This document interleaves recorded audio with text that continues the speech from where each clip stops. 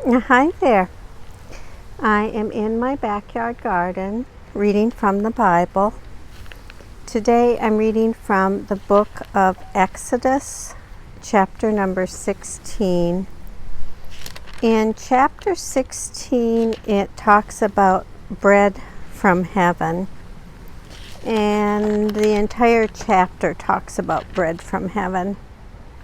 But before I get started, I want to talk just a little bit about what you see in the video today.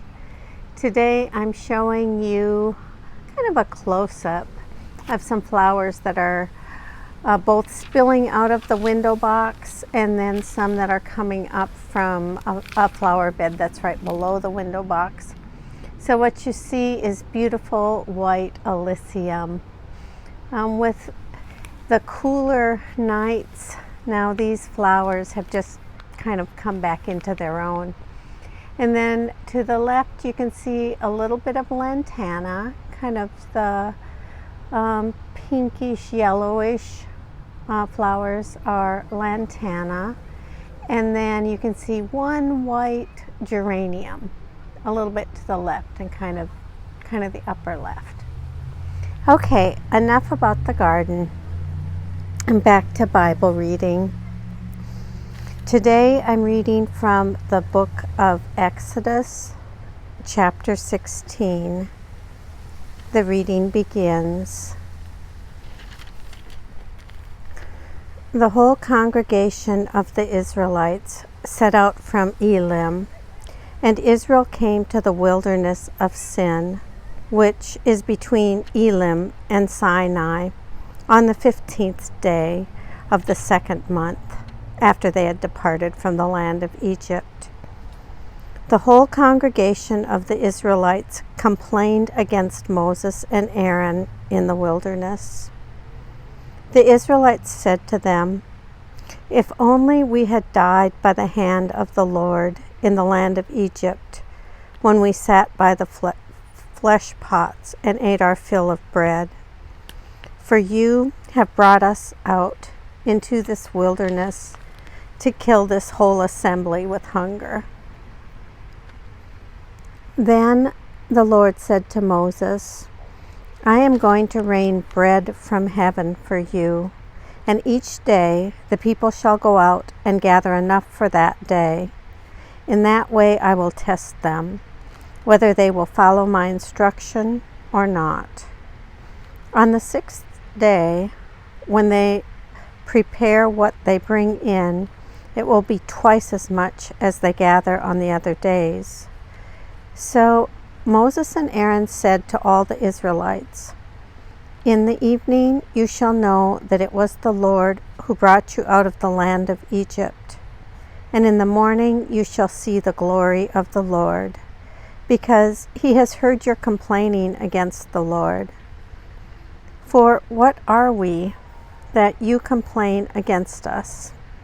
And Moses said, "When the Lord gives you meat to eat in the evening, and your fill of bread in the morning, because the Lord has heard the complaining that you utter against him, what are we? Your complaining is not against us, but against the Lord."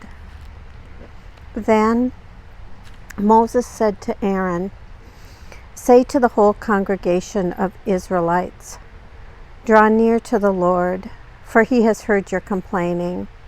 And as Aaron spoke to the whole congregation of the Israelites, they looked toward the wilderness, and the glory of the Lord appeared in the cloud. The Lord spoke to Moses and said, "I have heard the complaining of the Israelites. Say to them, 'At twilight you shall eat meat, and in the morning you shall have your fill of bread. Then you shall know that I am the Lord your God.'" In the evening quails came up and covered the camp, and in the morning there was a layer of dew around the camp. When the layer of dew lifted, there, on the surface of the wilderness, was a fine, flaky substance, as fine as frost on the ground. When the Israelites saw it, they said to one another, "What is it?" for they did not know what it was. Moses said to them, "It is the bread that the Lord has given you to eat. This is what the Lord has commanded. Gather as much of it as each of you needs, an omer to a person according to the number of persons, all providing for those in their own tents." The Israelites did so, some gathering more, some less. But when they measured it with an omer, those who gathered much had nothing over, and those who gathered little had no shortage. They gathered as much as each of them needed. And Moses said to them, "Let no one leave any of it over until morning." But they did not listen to Moses. Some left part of it until morning, and it bred worms and became foul. And Moses was angry with them.